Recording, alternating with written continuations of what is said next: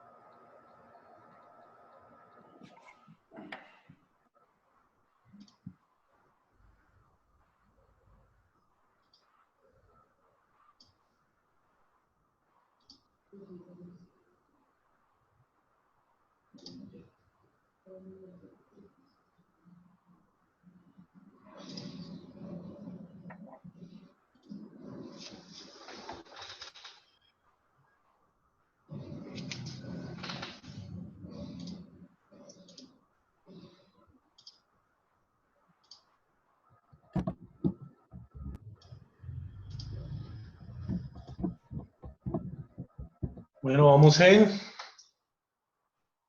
5, 4, 3, 2, 1.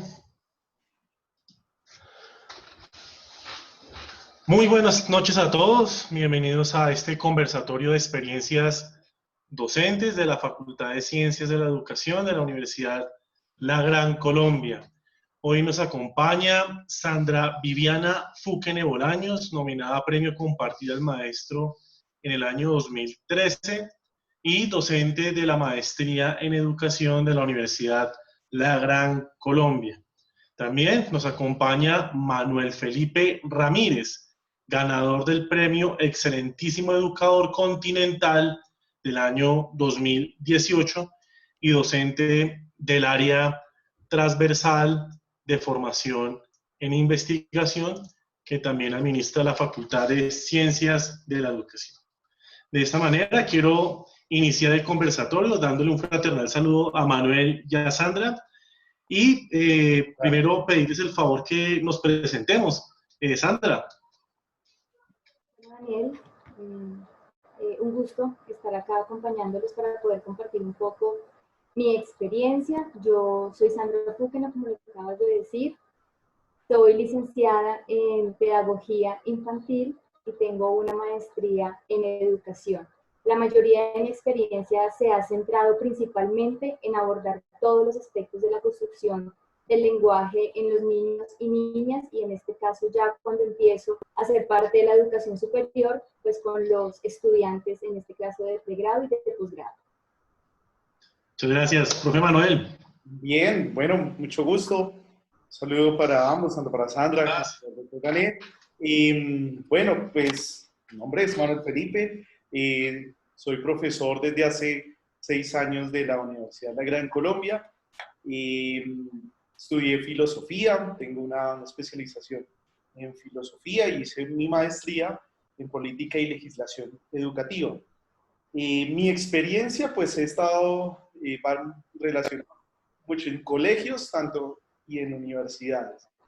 He sido profesor desde primaria, bachillerato, pregrado, maestría.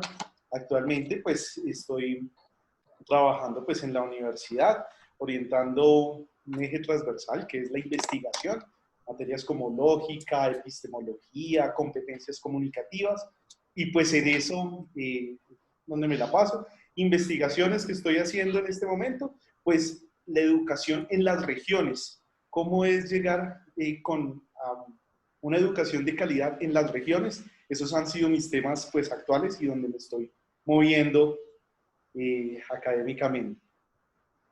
Muchas gracias, Manuel.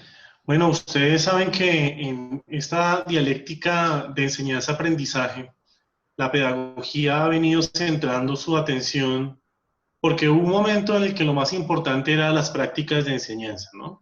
Entonces tuvimos una época en la que las didácticas específicas eran muy importantes, entramos después a un periodo cognitivista donde el aprendizaje y cómo aprendían los niños era muy importante, pero hoy estamos en un momento en el que las pedagogías se preguntan por las mediaciones, es decir, las prácticas concretas. Casi que lo que se ve que hay que mejorar son las prácticas y los procedimientos concretos que hacen los maestros en el aula.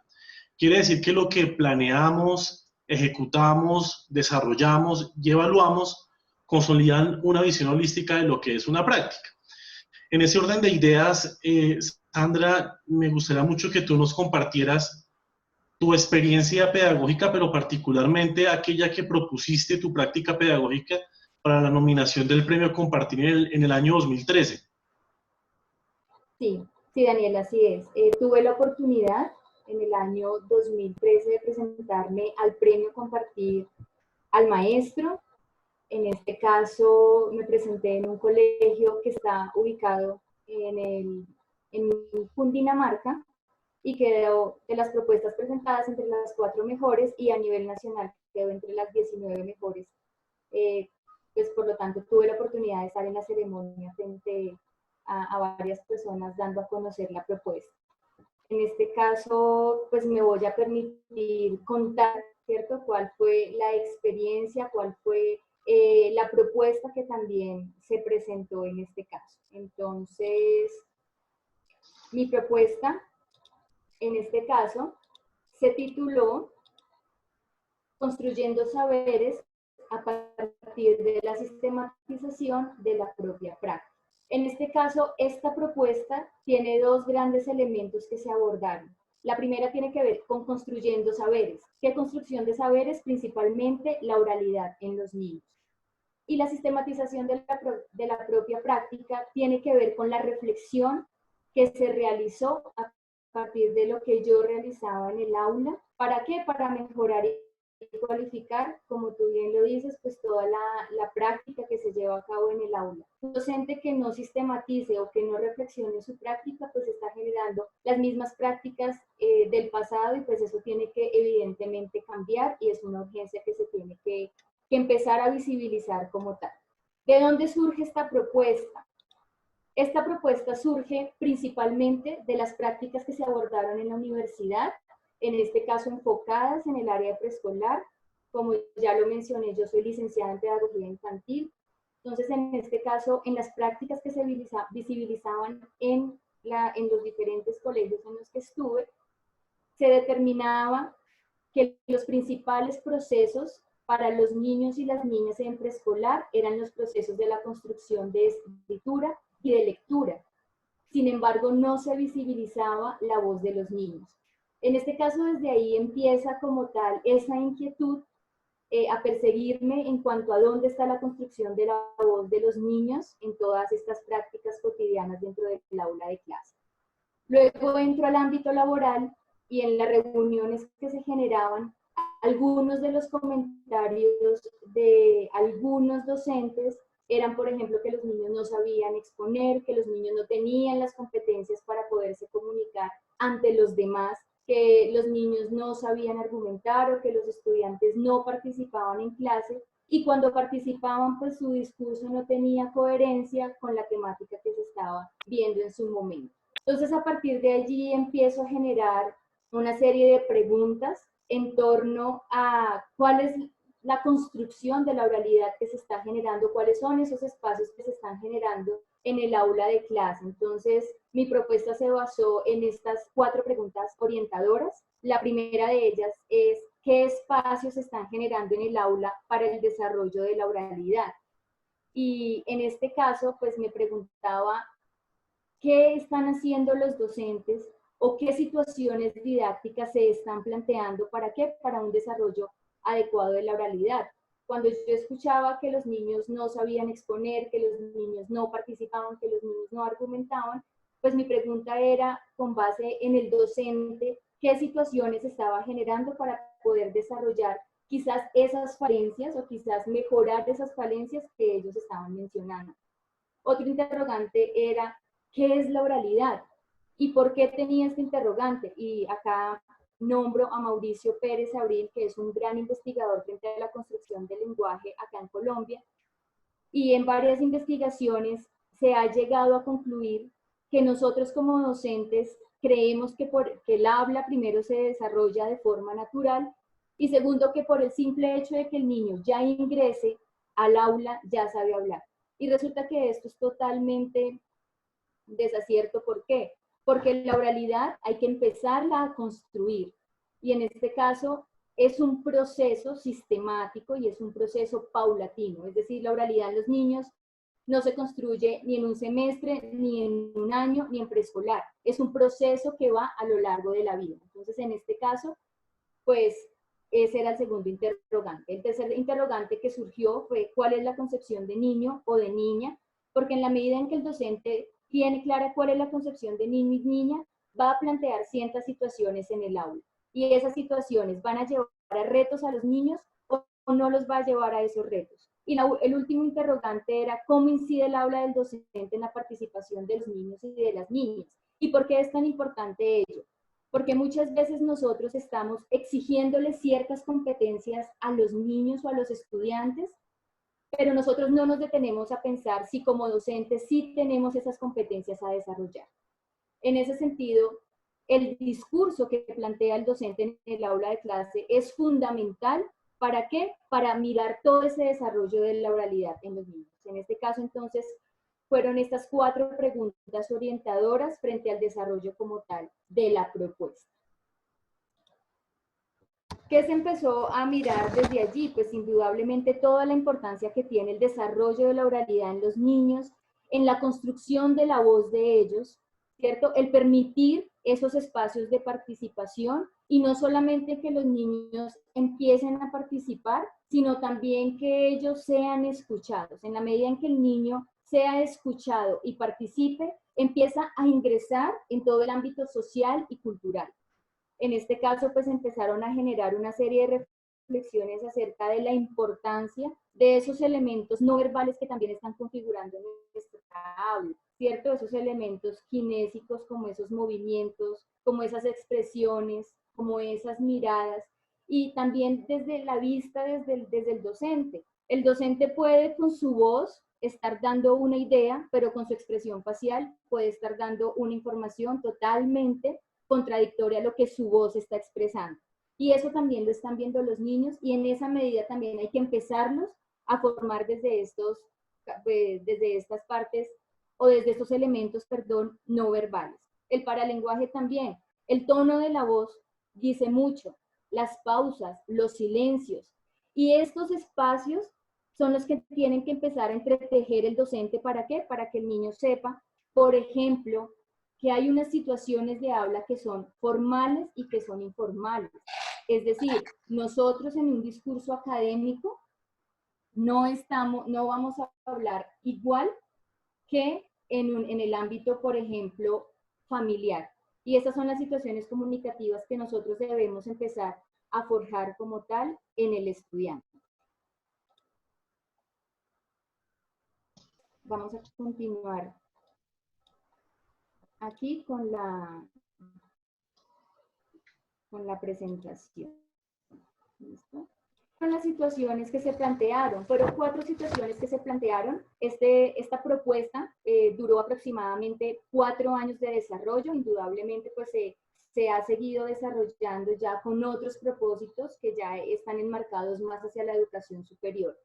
Pero en este caso, las 4 actividades bases que se empezaron a desarrollar fue la conversación, las actividades metaverbales, un primer acercamiento a la oralidad y construcción en las normas de interacción.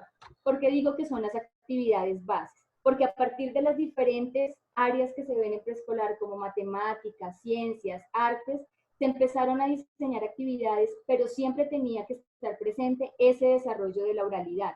La conversación, que era un espacio para que los niños pudieran explorar su propia voz y empezar a construir esa voz y esa seguridad. ¿Para qué? Para evitar que en un futuro, en alguna exposición o en alguna socialización frente al público, pues los niños empezaran a tener como tal esas competencias comunicativas pues que se deben tener en el desarrollo de una situación de habla formal. La conversación empezó a generarse a partir de una mesa redonda donde eran conversaciones grupales, donde la docente empezó, digamos que, a regular como tal la participación de los estudiantes, y luego eran las conversaciones también en grupos donde ellos mismos regulaban pues la temática que ellos mismos también escogían para poder hablar. Se trabajaron unas actividades metaverbales, que es la reflexión de la propia voz en el niño. Entonces, habían muchas actividades que se grababan y ellos mismos las veían dentro del aula y ellos mismos generaban las reflexiones de cómo había sido esa presentación oral y cuáles eran esas sugerencias que se debían dar frente a una nueva presentación. El primer acercamiento a la oralidad fueron situaciones, o fue una situación diagnóstica de la oralidad. Esta fue como la actividad base que me permitió mirar cuáles eran las competencias orales que tenían los niños. Se generó en un primer momento, a mitad de año y en el último año, con el fin de mirar como tal ese proceso de los estudiantes. E indudablemente pues estuvo la construcción de las normas de interacción, es decir, el hablar para regularse. Ana Camps, que también es una experta en todo el desarrollo de la oralidad, nos dicen que los niños hablan para aprender a leer o a escribir, hablan para regular sus interacciones, hablan para aprender a hablar, y en este caso el habla se tornó para poderse regular. Todas estas actividades que se generaron estaban siempre, digamos que enmarcadas frente a la reflexión que los niños veían en ese mismo desarrollo. Las demás actividades que surgieron, pues ya todas eran a partir de matemáticas o de sociales o de ciencias, pero siempre había, como lo dije anteriormente, un componente muy fuerte frente al desarrollo de la oralidad. ¿Para qué? Para que los niños supieran que ellos también tienen una voz, ¿cierto? Y empezar a generar totalmente esas competencias, porque hablar en público no es fácil, ¿cierto? Siempre nosotros que somos docentes y que todos los días estamos ingresando al aula y estamos dando a conocer un tema, nunca es fácil, pero nosotros ya tenemos las herramientas a partir de la experiencia de cómo empezar, ¿cierto?, a trabajar los nervios, el tono de la voz, las palabras, y esto es precisamente lo que se trataba de involucrar a los niños en este desarrollo. Esa fue como la primera parte de la propuesta, y la segunda parte fue sistematizar esto que se trabajó. La importancia de la sistematización tiene que ver con esa cualificación docente. Todo el tiempo debemos preguntarnos qué sucedió en clase, y no solamente con los estudiantes, sino también desde mi rol como docente. Lo que les decía anteriormente, si nosotros no pensamos en esa o no reflexionamos frente a lo que estamos haciendo en el aula, seguramente estamos dando las mismas clases que nosotros tuvimos hace años, y pues la idea siempre es generar nuevas alternativas que vayan a favor de los intereses y de las necesidades de nuestros estudiantes. En este caso se empezó a trabajar la sistematización. Lo que hice en este caso fue la planeación. Fueron unos instrumentos que se basaban en la planeación, que pues era como tal lo que se manejaba, la planeación que pues uno maneja en las instituciones educativas, y se realizaron unos instrumentos a la par que eran los de sistematización, los cuales tenían unas columnas de más que tenían que ver con la reflexión que había surgido de lo que se había desarrollado en clase. En ese sentido, esos instrumentos tenían que ser diligenciados apenas se terminara cualquier actividad para que ningún elemento quedara por fuera de esa reflexión. ¿Qué elementos habían allí diferentes a la planeación? Por ejemplo, ¿qué objetivos que se habían propuesto no se lograron cumplir? ¿Cuáles fueron los resultados no esperados? De pronto, ¿cuáles dificultades hubo? ¿Qué fortalezas se resaltan? Y había también un cuadro muy importante que era el de las observaciones, que eran aquellos elementos que de pronto no estaban enmarcados en las columnas, pero que sí, de pronto si se tenía que comentar o que decir, pues iba a ser de gran importancia. Luego de que se tuvieron estos instrumentos, tanto de planeación como de sistematización, realicé, digamos que un escrito a nivel de análisis, ¿frente a qué? Frente a las actividades planeadas y frente a las reflexiones que habían surgido en cuanto a esa planeación. ¿Cuál era el objetivo? El objetivo era que en una próxima implementación de estas actividades desarrolladas se tomaran en cuenta esas reflexiones que habían surgido de esa sistematización y poder cada día mejorar más en cuanto a esta construcción de saberes en torno a ¿qué? A la oralidad. ¿Qué surgió en ello? Surgieron dos grandes categorías de análisis y una de ellas tenía que ver con los aspectos relacionados con el docente y la siguiente tenía que ver con las condiciones y situaciones que se evidenciaron dentro del aula. En los aspectos relacionados con el docente, indudablemente el modo de habla del docente influye mucho en cuanto al discurso que los estudiantes también están empezando a desarrollar en la clase. Y no solamente el discurso, ¿cierto? Sino todos los aspectos que les nombraba anteriormente, los kinésicos y los proxémicos. En este sentido, cuando yo le estoy indicando al estudiante que debe argumentar, que debe hacer ciertos movimientos, que debe tener cierto tono de voz, el estudiante también tiene que ver eso reflejado en su docente. Es como cuando yo le estoy diciendo a los estudiantes, por ejemplo, que deben leer y la importancia de la lectura no solamente en su ámbito académico, sino también profesional y laboral. Y les estoy hablando de esa importancia, pero ellos nunca me han visto con un libro en la mano, ¿cierto? O nunca me han visto con un pensamiento crítico frente a cierta situación, pues eso indudablemente no les va a parecer significativo.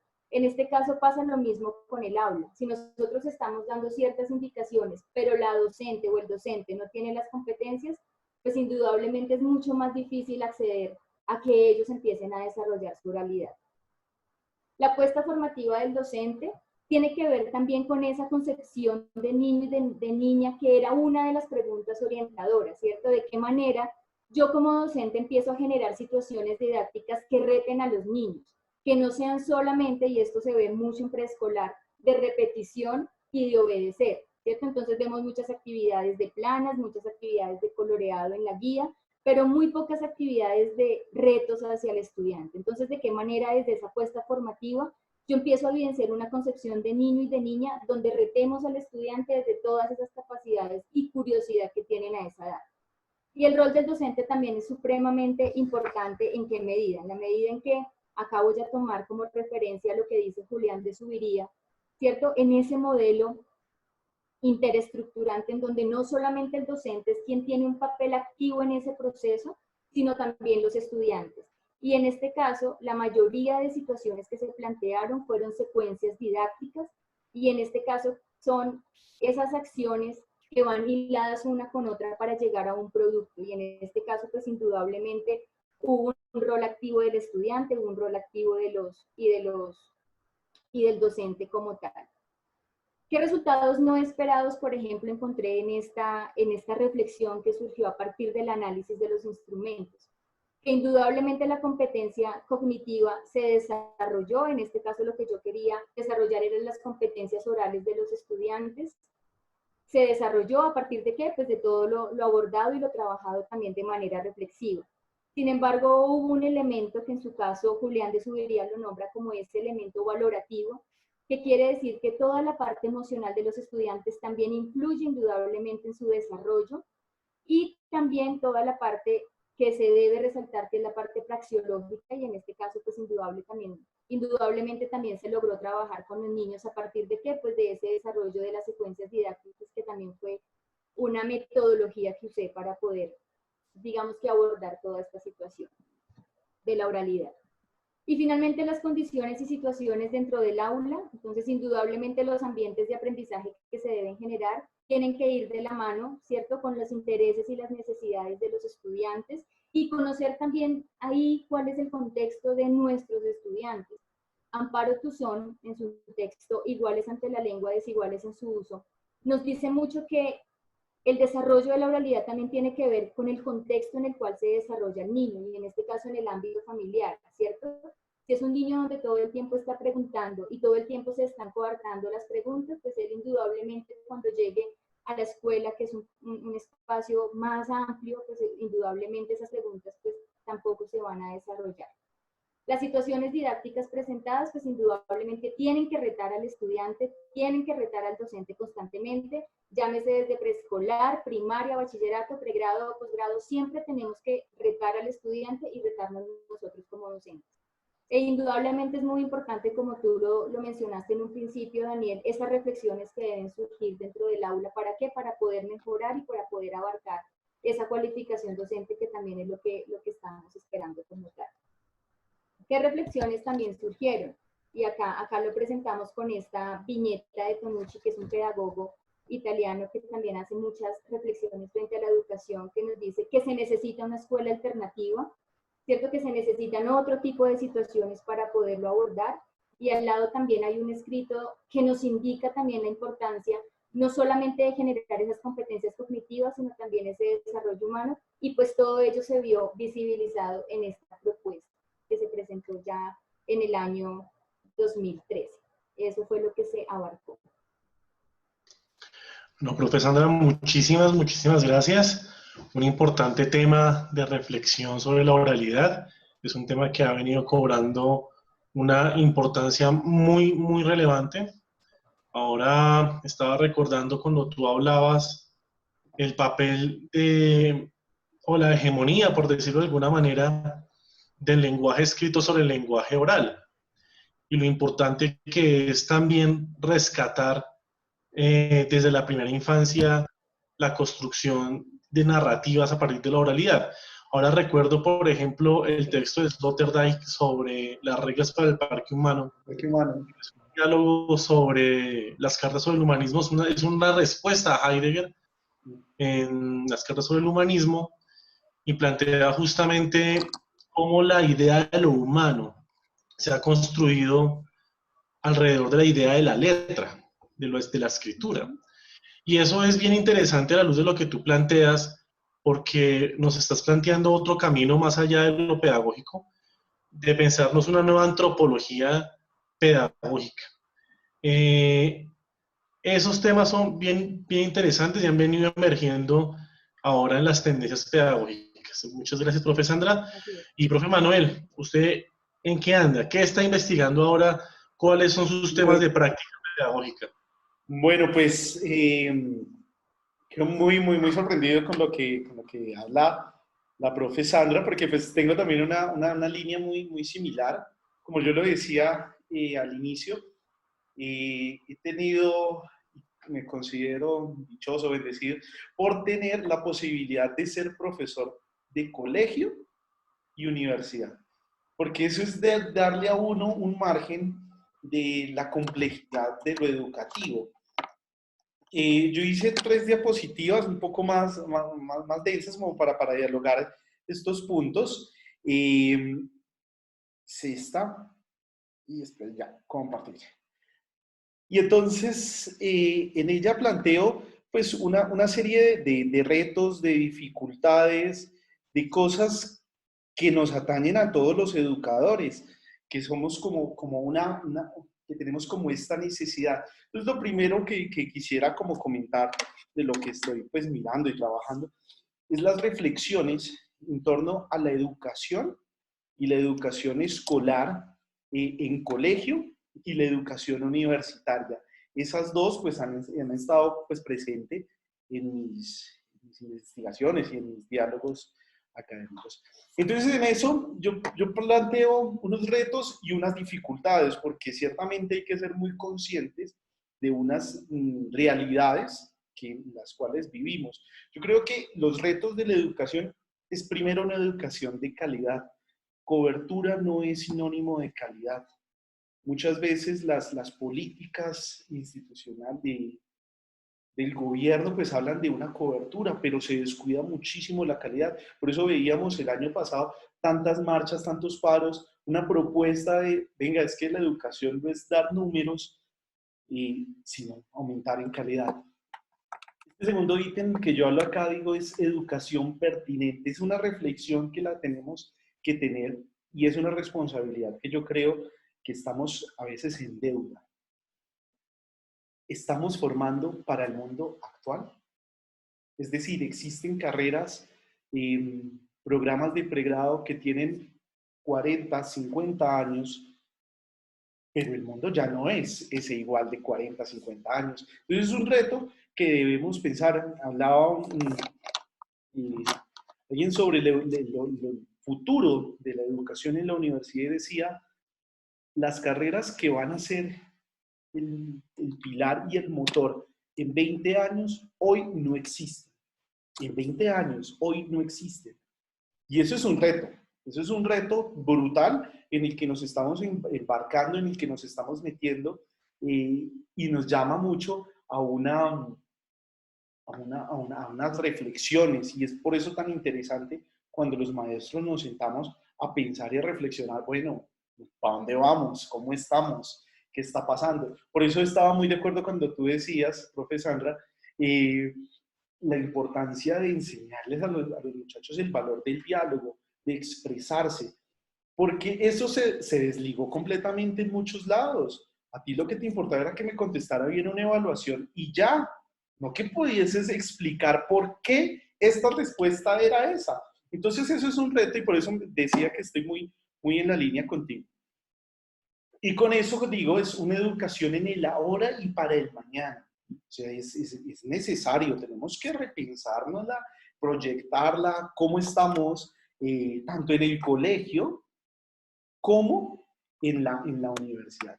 Y las dificultades, yo creo que estas tres dificultades son muchas, pero pues acá yo las trato de condensar, la pongo en la economía. La economía es una dificultad gigante en nuestro país y en nuestro entorno, y yo creería que en todo el mundo. La gente a veces no relaciona estudio con capacidad adquisitiva. Yo estudio para tener dinero.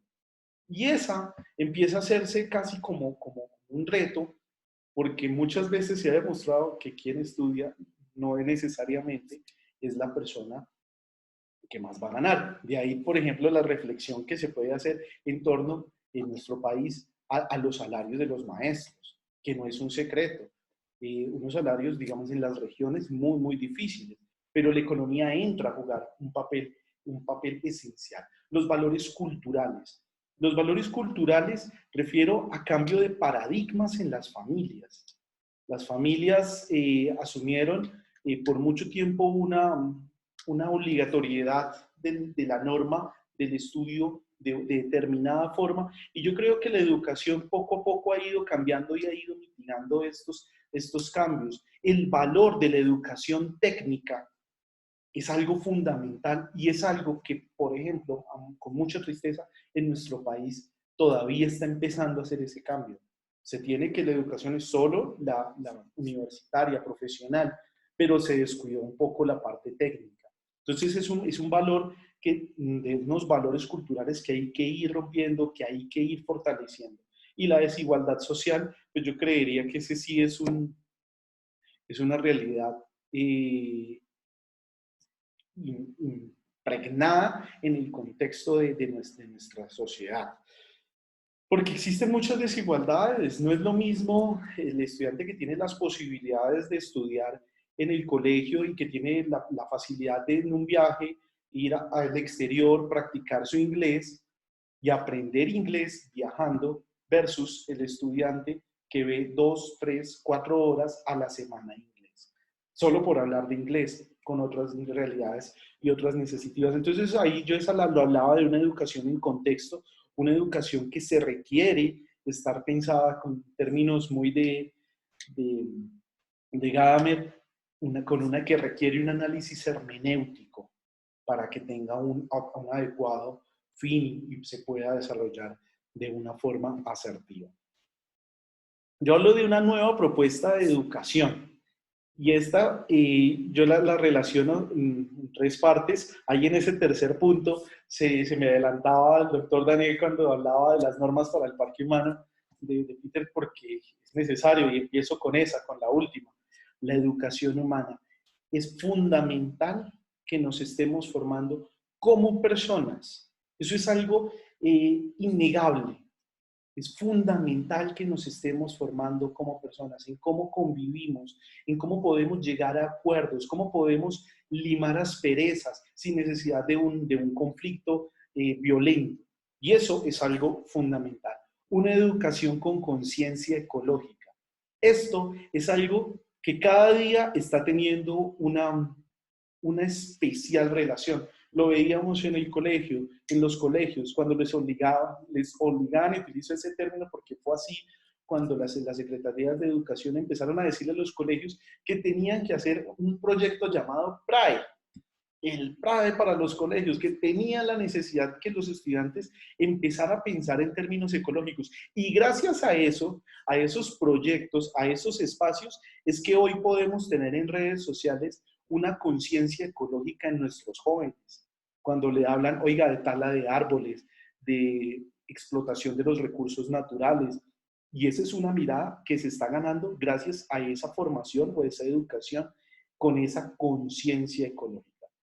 Y esta primera que ponía yo acá, una educación atenta a las nuevas tecnologías. Yo creo que esto que nos está ocurriendo fue una alerta, pero fue una alerta y yo le veo en este momento lo positivo. Nos enseñó a tener clases por estos medios y nos enseñó tanto a estudiantes como a maestros a perderle el temor, el miedo y a empezar a conocer. Porque esto es un aprendizaje de ambas partes. Tanto al profesor que le tiene que aprender cómo hacer su clase interactiva, interesante, cómo conectarse, cómo, yo lo veo con mis compañeros, oiga, ¿cómo es que se graba esta clase? ¿Cómo es que hago para subirlo ahora y publicarlo en YouTube para subirlo al Moodle? Son cosas que eso no estaba tan pensado antes. Y esto fue algo que esta necesidad nos obligó a repensarnos. Entonces, pensar en esta educación con las nuevas tecnologías va a ser muy interesante. La de ayer, el sábado, una noticia me pareció muy curiosa. No sé si ustedes la vieron, yo la estaba viendo en Semana y en El Tiempo, de Shakira. Shakira acaba de terminar un estudio en filosofía antigua. Y yo decía, ¿cómo? O sea, no era algo como que una noticia que yo esperaba. Entonces decían, sí, de la Universidad de Pensilvania, aprovechó estos tiempos de cuarentena y empezó a estudiar filosofía antigua a distancia, virtualmente. Entonces, estas nuevas tecnologías ya hacen parte de nuestra educación y es un reto. Y por último, planteo algo muy de la línea con lo que tú hablabas, profe Sandra, y es una lucha. Yo sí lo veo como una lucha, como un escenario conflictivo, necesario, pero a veces muy peligroso. Colegio versus universidad. El colegio sí está preparando a los estudiantes para una vida universitaria. Recordemos que la universidad siempre fue pensada no para un adolescente. La universidad fue pensada para un adulto, para alguien que ya sabía qué quería hacer y qué quería estudiar. El onus universitario, cuando estaba pensado, ya era alguien que tenía esa proyección, pero ahora estamos viendo cada vez más jóvenes, más adolescentes en la universidad. De ahí el hecho que muchas universidades han empezado a tener escuela de padres en primer semestre, encontrarse con los papás. Yo creo que más adelante va a tener la necesidad de entregarle reporte a los papás de notas, porque son niños, son muy jóvenes los que están ingresando.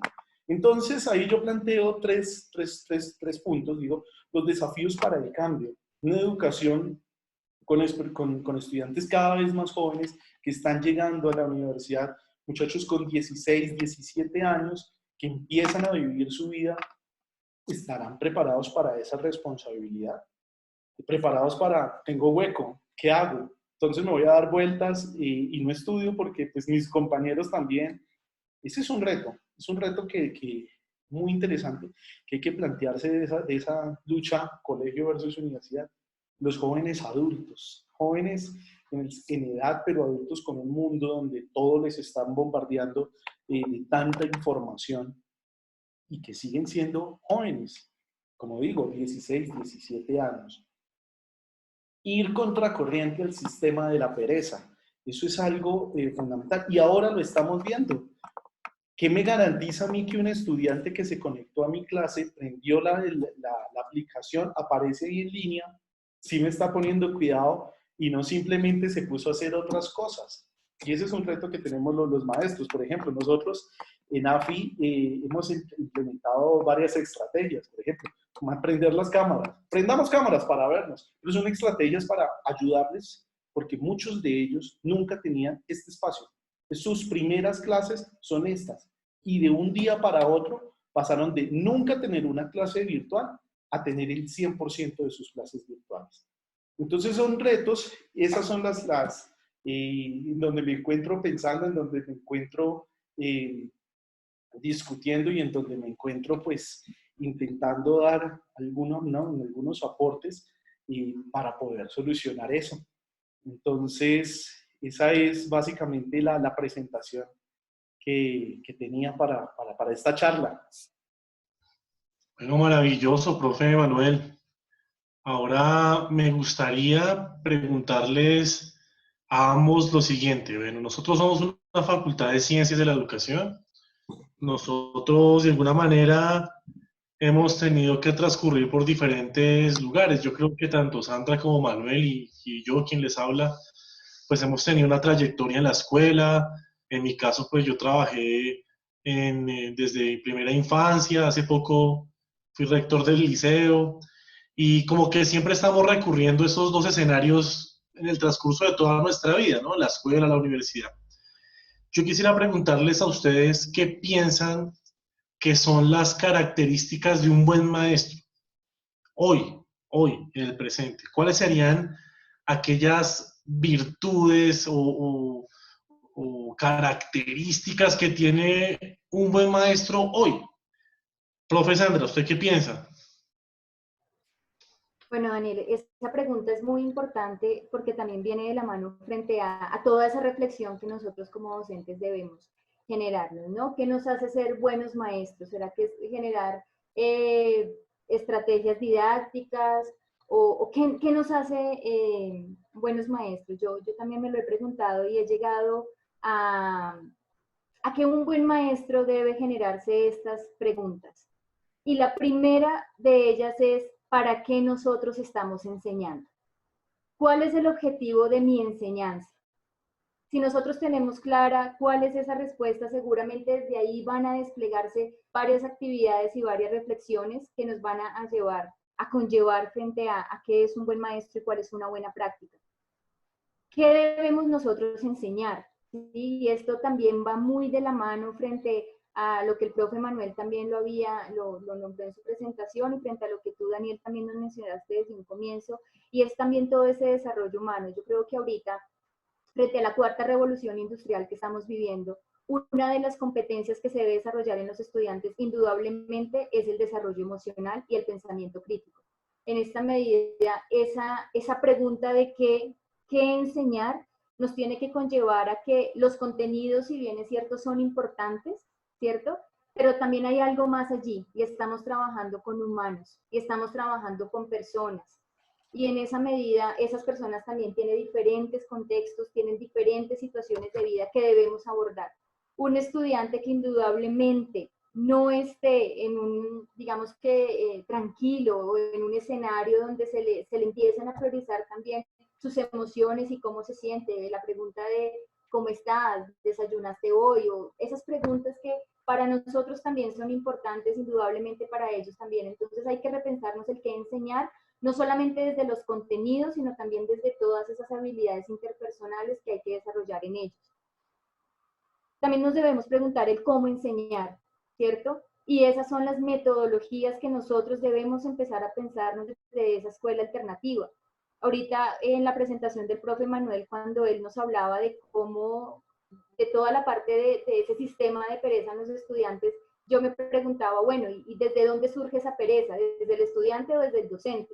¿Cierto? ¿Quién les está incentivando esa pereza? ¿Será el mismo estudiante o seremos nosotros mismos como docentes que de pronto no estamos leyendo cuáles son sus necesidades y sus intereses para poder abordarlos desde allí? Entonces, desde esas metodologías también es muy importante. Nosotros desde toda la parte académica, y también estoy de acuerdo con lo que tú dices, Daniel, también he estado en primera infancia, he estado en primaria, bachillerato y ahorita, pues gracias a Dios, en educación superior. Bueno, desde hace algunos años atrás, el arte se está dejando atrás. Y ese arte como medio de expresión no lo estamos viviendo, nos estamos enfocando solamente a esas competencias básicas que indudablemente son importantes, pero ¿dónde dejamos el arte? ¿Dónde dejamos toda esa sensibilidad que ahorita incluso pues la estamos necesitando y estamos viendo cómo eso también se tiene que desarrollar en los estudiantes? Y eso, digamos que también me parece muy importante y tiene que ver también cómo ser un buen maestro, y es desde todo ese tipo de lecturas que estamos generando, ¿cierto? digamos que también tiene que ver con todo lo que un buen maestro también, desde esas lecturas que les he dicho, también tiene que ir a la par, indudablemente, con el contexto que estamos viviendo. Prensky, más o menos por allá en el año 2011, nos hablaba de los nativos digitales, ¿cierto? Y nos decía que las personas que nacieron del año 2000 hacia adelante se consideraban nativos digitales, y de ahí los que nacimos hacia atrás éramos inmigrantes digitales, ¿cierto? Y ahorita con toda esta emergencia sanitaria nos estamos dando cuenta que quizás hay que replantear esa nueva concepción de nativos digitales, qué tanto son estos estudiantes nativos digitales y cuáles son esas competencias que realmente nosotros debemos desarrollar ahorita en ellos, y eso indudablemente tiene que ver también con esas necesidades del mundo actual, y en este caso es un trabajo también transversal, siento que hace que seamos unos buenos maestros, pero sobre todo, indudablemente, contestando puntualmente a tu pregunta, Daniel, es leer los diferentes escenarios en los que están los estudiantes, priorizar el arte, priorizar el desarrollo humano, la inteligencia emocional, el pensamiento crítico, porque indudablemente en 20, 30 años ya serán los robots o toda la parte de la inteligencia artificial, lo que nos dice la cuarta revolución industrial, será toda la parte digital, ¿cierto? Y robótica la que va a estar a merced del mundo laboral. Entonces, ¿de qué manera tenemos que empezar a desarrollar esas competencias en los estudiantes, más desde el carácter personal y emocional? No, muchas gracias, profe Sandra. Yo aquí recojo algunas ideas, ¿no? Dices que un buen maestro o una de las características que tiene un buen maestro es pensar los fines de la educación, estar pendiente o estar preocupado siempre cuál es la finalidad de esto que enseñamos, cómo lo enseñamos, cómo se amarra esto al contexto, y no dejar de lado, un buen maestro no deja de lado la creatividad, el arte. Esto que planteas me recuerda a un artículo que me envió el profesor Justo Soto esta mañana. No lo he terminado de procesar, pero el artículo decía algo como que las habilidades del siglo XXI, algunas son de tener cuidado porque particularmente las tecnológicas pareciera que tienen como una intencionalidad de clase. Entonces decía, las clases elitistas en el mundo están pagando no para tener acceso a la tecnología, sino para justamente rechazarla. Después de que él me manda ese artículo, Soto me pregunta, ¿y usted qué opina de esto? Pues yo todavía no sé, porque creo que esa tesis es bien, bien interesante, y me acordaba un planteamiento de Marcuse en El hombre unidimensional, donde él, palabras más, palabras menos, decía, la lucha de clases ya no existe. Lo que existe es una colaboración entre las clases para que unos pues se vuelvan más ricos, pues tengan algún tipo de reconocimiento social, material, pero ya no existe esa lucha, sino que hay cierta colaboración.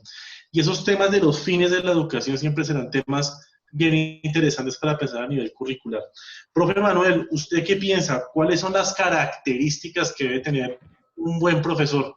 Bien, yo lo resumo en tres, yo pongo tres. La primera, el buen maestro sabe cómo aprenden sus alumnos. Sabe cómo aprenden sus alumnos. Y eso yo creo que todos lo hemos visto en clase. Uno dice, con este tengo que utilizar un ejemplo del fútbol. A este le entro con el fútbol. No, a este le gusta el rock. Entonces le tengo que entrar con un ejemplo de algo de rock. Estas son características de un buen maestro. ¿Cómo aprende cada uno de sus estudiantes? El segundo ítem que pongo es el maestro que ayuda a pensar. Esa figura del maestro considerado como un ser de luz que llegaba y se sentaba y empezaba con su verborrea a hablar y dejaba a todo el mundo deslumbrado. Hoy en día yo no le veo tan buena calificación a ese maestro. Le veo más a un maestro que les sembró dudas a los estudiantes. Ese estudiante que salió a buscar el libro que dijo el profesor porque dice que en ese libro hay algo. Ese que siembra esas dudas me parece clave como característica de un buen maestro. Y en la tercera también muy de acuerdo con lo que dice la profe. Es un maestro humano. Es un maestro que se preocupa por sus estudiantes. No es como un vínculo distinto, separado. Ese maestro de, no, yo solo hablo con usted en el salón de afuera ni más, sino es un maestro que se preocupa. ¿Cómo están? Buenas noches. ¿Cómo han estado? ¿Cómo les fue en vacaciones? ¿Cómo están sus problemas de conectividad? ¿Cómo está su familia? ¿Cómo estás de salud? Un profesor que se preocupa por la persona. Yo digo, estas son las 3 características que yo en este momento, humildemente, pienso que son las características fundamentales de un maestro. El que sabe cómo aprenden sus alumnos, un maestro que ayuda a pensar y un maestro humano. Bueno, profe Manuel, muchas gracias. 3 puntos de vista muy importantes. Yo quiero compartirles lo que yo pienso. Yo creo que un buen maestro para mí, para Daniel Cardona, es un profesor que inspira a los estudiantes.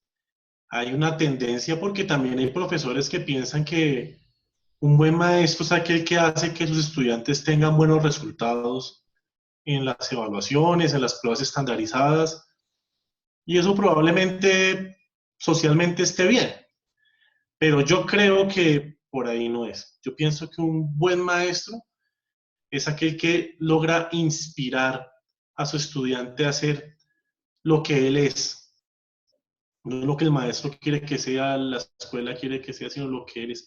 Yo creo que para eso todo lo que ustedes han dicho es vital y me uno entonces a la perspectiva que ambos tienen.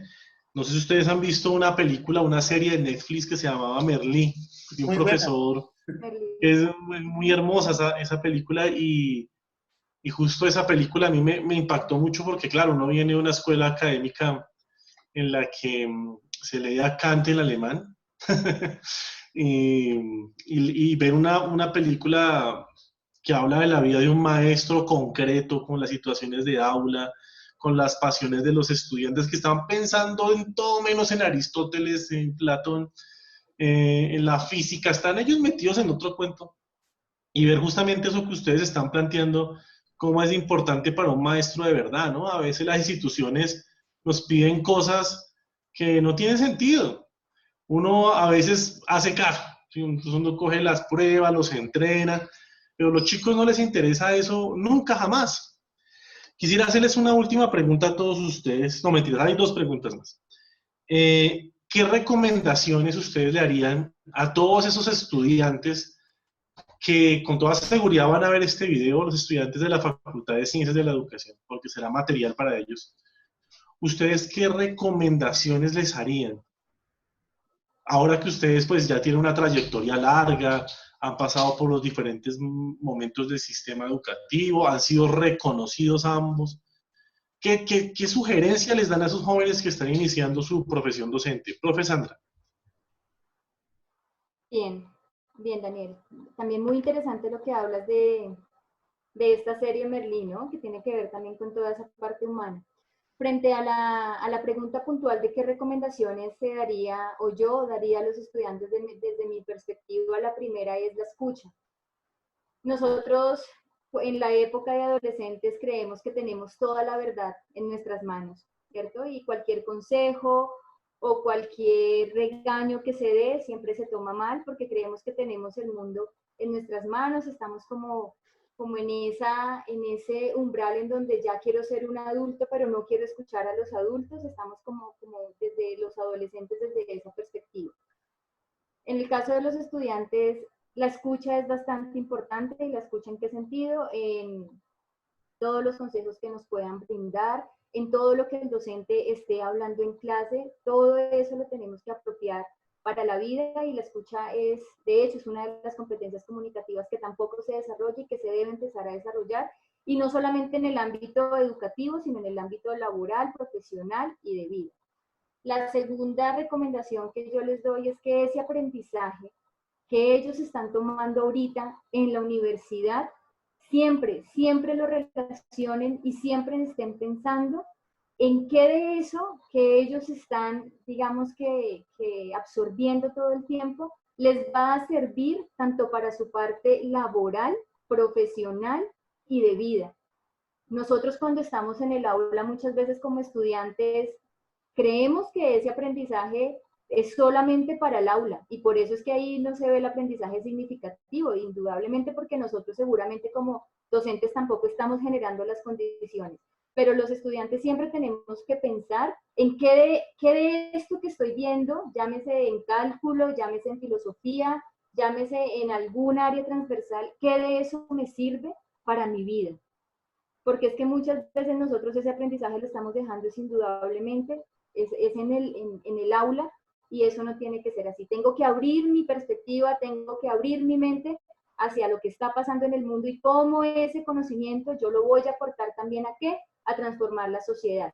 Nosotros ahorita necesitamos estudiantes indudablemente que sirvan a la sociedad. ¿Dónde están todos esos títulos? ¿Dónde está todo ese trabajo que se hizo en un pregrado o que se hizo en una maestría? ¿En dónde están quedando? En las bibliotecas. Entonces, ¿de qué manera, o para pasar o para obtener el título, de qué manera yo como estudiante voy a tomar esa oportunidad que tengo? Y más es una oportunidad, y lo digo porque a pesar de que hay muchos estudiantes ahorita en la universidad y tienen el acceso a una educación superior, hay otra cantidad que no la tiene, por infinitas razones, que ya sería otra charla y otras reflexiones en torno a por qué no acceden los estudiantes a la educación superior. Pero ya que tenemos la oportunidad de estar en este ámbito, aprovechemos para qué, para poder transformar esa realidad de los demás y poder aportar. Y finalmente, el visibilizar también al docente, porque muchas veces nosotros también caemos en ese discurso de que es el docente quien de pronto el que no genera, el que no hace, el que no permite, pero también es un docente que está dando todo de sí, y lo vemos muchísimo ahorita, que está dando todo de sí, está dando su corazón, su tiempo, ¿cierto? Su conocimiento, y también hay que visibilizar esas prácticas de docentes, y más aún cuando ellos también se están formando para docentes. Entonces creo que esas tres son las recomendaciones: la escucha, ¿cierto? El poder abrir esa perspectiva para transformar ese conocimiento a un bien de la sociedad, y también resaltar ese rol del docente y también la importancia que tiene pues en nuestra vida como tal. Esas serían las recomendaciones para los estudiantes. Bueno, profe Sandra, muchas gracias por las recomendaciones a los jóvenes que están viendo este programa. Incluso estaba viendo ahora y tenemos una audiencia importante. Profe Manuel. Bien, yo sigo con mi triada. 3 ideas. La primera, no se desanimen, créanle a la educación. O sea, yo hoy en mi vida digo, la educación es la mejor de las profesiones. Es muy chévere, es motivante, es una disciplina, un saber, una profesión muy bonita, porque más allá, yo lo llamo más allá de profesión, lo veo como una vocación. Uno es maestro en siempre y en todo lugar. Entonces, no se desmotiven porque la sociedad les va a decir, no, es lo peor, ganan mal, eso está mal, eso siempre son paros, pero la verdad, la educación vale la pena. Así que mi primer mensaje es, no se desmotiven, vale la pena. Segundo, aprendan inglés. El inglés es fundamental para un maestro. Esto es, yo lo hablaba con unos estudiantes que me decían, profe, pero es que un salario de un maestro, les decía, ¿usted sabe cuánto gana un profesor bilingüe en un colegio? ¿Ustedes saben si por salarios nomás miren cuánto gana? Uy, profe, ¿cómo así es todo eso? Un profesor de matemáticas hoy en día es de las profesiones, de los profesores mejores pagados que hay, porque es muy difícil y todos los colegios están en la idea de ser bilingües. Entonces, ese es un reto. Profesor de física bilingüe, muy difícil, de química. Los grandes colegios, ¿qué hacen? Pues los traen de afuera, pero ese mercado cada vez está más amplio. Aprendan inglés, el inglés es fundamental. Y la tercera recomendación, investiguen. Investigar es fundamental para un maestro. Estar en nuevos temas. Mire, yo estoy haciendo estos aportes, yo complemento mi docencia con esta labor acá en una ONG, estoy trabajando esta investigación, voy a publicar un libro, un artículo. Esas serían como mis 3 recomendaciones. Primero, es una motivación, no se desanimen, vale la pena. La segunda, aprendan inglés. Y la tercera, investiguen. A propósito de esto que está diciendo el profe Manuel, hace poco hablaba con unas estudiantes de maestría que están haciendo su trabajo de grado. Y ustedes saben que nuestro currículo de la maestría en el primer año termina en la especialización y luego pasa a la maestría. Entonces el tránsito es bien particular porque administrativamente pues es un paso interesante. A nivel pedagógico y académico tiene sus dificultades, tiene sus complejidades. Entonces los estudiantes me preguntaban, palabras más, palabras menos, ¿para qué hacer un marco teórico? ¿Para qué investigar si la práctica que yo tengo en la escuela basta? Si lo que yo estoy haciendo ya es suficiente, o sea, todo esto que me va a poner a leer, ¿para qué si finalmente la práctica del maestro se reduce ahí? Ustedes, yo quisiera saber ustedes qué mensaje le dan ya no a los de pregrado, sino a los de posgrado, ¿sí? ¿Por qué hay que cualificarse más? ¿Por qué hay que leer más? ¿Por qué si pareciera que la práctica docente es pararse frente a unos estudiantes y hablar y ya, y que los abuelitos les lleven a uno la manzana y las onces y ya? Porque es importante, miren, hay un tema, yo creo que ustedes lo han vivido conmigo porque han sido profes también de la especialización y la maestría, y es que la mayoría de los profes quieren hacer la maestría y la especialización para escalafonarse, inclusive con la profe Sandra aquí presente tenemos un proyecto con Paideia Cuántico, y muchos de esos profesores nos decían, bueno, pero no hay una forma para terminar rápido la maestría y tener un título y poder escalafonarnos, porque la preocupación es la misma preocupación que mis estudiantes que no quieren investigar porque no le ven a eso importancia. ¿Cuál es la importancia de investigar, de hacer una tesis de maestría, de avanzar en los estudios en educación? ¿Por qué? ¿Ustedes qué piensan, profe Sandra? Bien, Daniel, sí, indudablemente esa pregunta viene muy amarrada frente a lo que a la segunda recomendación que le di a los estudiantes, y es que ese conocimiento indudablemente tiene que transformar como tal la sociedad, ¿sí? Si nosotros desde la educación no hacemos nada para transformar la sociedad, pues indudablemente no estamos aportando frente a lo que sí deberíamos aportar. En cuanto a lo que tú dices, Daniel, efectivamente muchos de los aspirantes a la maestría lo que están esperando es el concurso para poder ascender y poder de pronto ganar un poco más económicamente, ¿cierto? Cuando se les hace la pregunta de por qué quieres estudiar, esas son las respuestas que van punteando como tal el por qué estudiar. Cuando ya se empieza a generar la reflexión, ¿cierto? De cuál es la importancia de estudiar, de generar otro tipo de espacios, y en este caso académicos, ya ellos empiezan a ver, ¿cierto? La importancia de realizar la maestría, en este caso, y ellos mismos lo dicen, para transformar esas realidades que se están viviendo dentro del aula y dentro de la institución educativa. En este caso, la importancia de la investigación es que yo a partir de esa investigación, a partir de plantearme ciertas situaciones que me están generando inquietud o que me están generando ciertas dificultades y yo quiero cambiar o modificar o complementar, pues indudablemente la investigación es la que me va a servir como ese punto de partida. ¿Para qué? Para poder aportar, ¿sí? Acá la investigación no solamente tiene que quedar en reflexiones, que indudablemente son importantes. Acá la investigación tiene que dar ese salto a yo qué voy a proponer y qué voy en ese proponer y en esa propuesta, cómo lo voy a abarcar y cómo desde ahí tengo que transformar indudablemente. ¿Cierto? Acá el objetivo de la maestría en educación de la Universidad La Gran Colombia es poder transformar esa sociedad, ¿cierto? Y es empezar a incluir a los demás participantes que no están presentes, ¿cierto?, dentro del ámbito académico, pero sí están siendo partícipes de una realidad que tiene que ser transformada.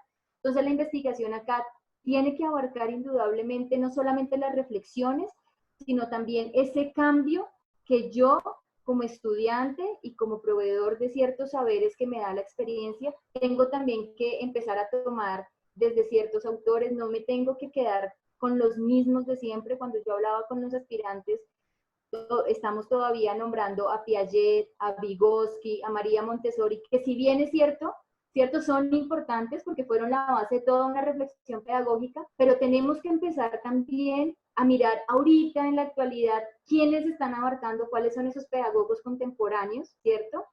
E indudablemente empezar a trabajar también desde esa investigación lo que es la parte de Colombia, porque estamos trabajando mucho el eurocentrismo, ¿cierto? Esas teorías de allá de Europa, esas teorías que están un poco alejadas. Entonces, ¿de qué manera todo eso lo arrastramos acá a nuestra realidad colombiana y empezamos a visibilizar también más esa investigación, esos pensadores desde acá colombianos?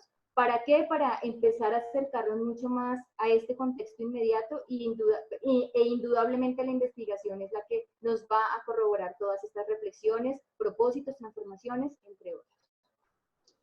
Muchas gracias, profe Sandra. Profe Manuel. Bien, sí, o sea, también cuando tengo la experiencia de ser profesor en la maestría, y si es eso que vos decías es clave. Muchos dicen, ¿y para qué? ¿Esto para qué? Y entonces yo ahí lo veo en dos líneas. Si el estudiante de maestría investiga, hace un trabajo de grado, un proyecto de investigación para sustentarlo, graduarse y archivarlo en una biblioteca, no tiene sentido. Ahí no hay sentido de esa investigación. Si eso es para archivarlo, no le veo razón de ser. Pero si me uno a la línea de la investigación debe verse reflejada en el aula de ese maestro. Y es ahí donde es importante. Oiga, si a mí la maestría me hizo ser un mejor maestro, la maestría cumplió su objetivo. Pero si no lo hizo, de nada sirvió. Hay gente, y lamentablemente, gente con doctorado, postdoctorado, y sigue. Había un padre, un sacerdote, que una vez hizo un ejemplo y me pareció muy pertinente. Él decía, conocí un catequista que tenía maestría en teología, en catequética, doctorado en catequética, postdoctorado en catequética, en teología, de la Gregoriana de Roma. Y me decía, pero él siempre da las clases, las catequesis, con el catecismo del padre Astete, que fue el primer manual de catequesis con el que se enseñó en todo el mundo, el catecismo del padre Astete. Y entonces ahí uno dice tal cual, si los estudios de posgrado, las investigaciones, no me van a hacer un mejor maestro, no tienen sentido, no sirven de nada. Si son para archivar en una biblioteca, no sirve. Entonces la invitación es hacer investigaciones con una mirada y con una visión a largo plazo de aplicarlo en el aula. Siempre. ¿Cómo lo voy a aplicar? Es que yo estoy haciendo mi investigación en administración educativa. ¿Cómo puedo llevar eso para mejorar en los espacios académicos de mis estudiantes? ¿Cómo la puedo hacer para mejorar? Entonces, yo creo, investigación, sí es aplicable en educación. Sí, miren, yo creo que hoy más que nunca es importante hacer investigación por lo que ambos decían. La sociedad avanza a una velocidad impresionante y los maestros no podemos creer que este modelo escolar que tenemos desde hace más de 4 o 5 siglos puede seguir dando respuesta a la sociedad que tenemos ahora. Y esa es la importancia. Otra pregunta que quisiera no pasar de lado y quisiera que fuéramos muy concretos. ¿Cuáles son? Bueno, la Facultad de Educación ha hecho un relevo generacional importante. ¿Cuáles son los proyectos de ustedes dos como profesionales de aquí en adelante, en su carrera profesional? ¿Cuáles serían, profe Sandra? Bueno, los proyectos a nivel profesional indudablemente es seguir cualificándome como docente. En la medida en que uno no esté actualizado ni se esté cualificando constantemente, pues vamos a continuar en las mismas reflexiones de siempre, de generar las mismas prácticas, los mismos discursos, las mismas situaciones. Entonces la primera es esa cualificación, llámese desde algún título cierto de carácter formal, el doctorado, quizás otra maestría. A mí desde toda la experiencia que he tenido, incluso trabajando hace poco también en el sector público, me ha generado también mucha curiosidad y siento también la necesidad de empezar a empoderarme un poco más frente a todo lo que tiene que ver con la educación inclusiva. Creo que es un tema que quiero también empezar a abordar y empezar a trabajar para un poco lo que estaba diciendo también, para poder desde mi rol como docente, como educadora, como formadora, poder dar las herramientas, ¿cierto?, a esta población que pues muchos no sabemos cómo abordarla en toda esta parte educativa y que es tan necesaria incluirla de acuerdo, bueno, a todas las unidades de aprendizaje y de acuerdo pues a todo lo que tiene que ver en sí con la educación inclusiva. Otra bueno, frente también a la pregunta que tú dices es indudablemente seguir fomentando en los estudiantes y seguirlos orientando frente a todas las competencias y frente a todas las habilidades del siglo XXI que se necesitan y para ello pues indudablemente tengo que continuar con esa reflexión, tengo que continuar con los aportes, con la investigación, ¿cierto? Hay que seguir investigando. Tengo en proceso el publicar un libro que tiene que ver con la universidad del futuro, por eso también en mi discurso hablo de algunas partes frente a la cuarta revolución industrial y frente a los nativos digitales, frente a toda la parte de la gamificación, de qué manera nosotros desde la educación superior también podemos empezar a abordar otro tipo de didácticas como la gamificación, que tiene que ver con toda esta parte quizás de los juegos interactivos que tienen un propósito y un fin educativo. Entonces hay que seguir investigando, hay que seguir formándose, hay que seguir actualizándose. ¿Okay? No, muchas gracias, profe Manuel. Bien, mis retos, cualificarme, seguir estudiando. El maestro que deja de estudiar, deja de ser maestro. Yo siempre tengo como una premisa, un sueño, un ideal. ¿Cómo hacer mejor nuestro país? ¿Cómo hacer mejor nuestra sociedad? Yo creo que eso es uno de mis retos. Intento en mis clases generar eso en mis estudiantes, así sea poco, pequeño, pero intentar hacer un país mucho mejor, más humano, con mayor conciencia, un mejor país en todo sentido. Y también en esa línea, como tercer punto, aprender a manejar nuevas tecnologías, estar a la vanguardia de las nuevas tecnologías. Estos días, estas semanas, ha sido maravilloso porque empezaron a cacharrearle en muchas aplicaciones, en esto. Miren, muchachos, tomen este código y descarguen esta aplicación y vamos a hacer un quiz virtual. Entonces quedan, ¿cómo así? Pero es que es un juego, sí es un juego. Kahoot, dele. Son cosas muy sencillas que les va llegando, van siendo cercanas a los estudiantes. Cuando creaba mi Moodle, y entonces había una opción para crear el Woki, que es el muñequito interactivo que les va hablando a los estudiantes de, hola, ¿qué tal? Son cosas y debo confesarlo, no soy el más ducho, hay cosas que me toca llamar, buscar por internet, cómo se maneja, cómo se proyecta, cómo se puede hacer esto, pero yo creo que un maestro debe estar en eso, debe ser un maestro muy hábil en las nuevas tecnologías. Entonces esos son mis retos, cualificarme, apuntarle a una transformación social y el manejo de las nuevas tecnologías. Bueno, quiero agradecerles a ambos por aceptar esta invitación.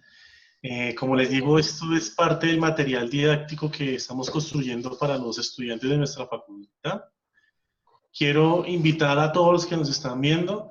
El próximo fin de semana vamos a tener una entrevista con Carlos Eduardo León, director del Centro de Innovación y Recursos Educativos de la Facultad de Ciencias de la Educación, también coordinador de proyección social de la facultad, quien también ha tenido grandes reconocimientos a nivel distrital por su semillero de investigación que se llama MatemaKids y por todo lo que está adelantando a nivel distrital en temas de educación STEM.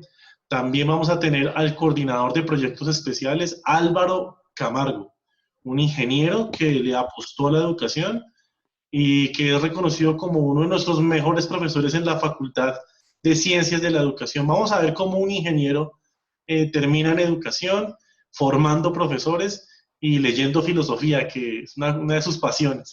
Entonces, muchachos, muchas gracias por participar y a todos ustedes nos vemos el próximo domingo. A ti, Daniel, muchas gracias. Vale, muchas gracias. Adiós, gracias.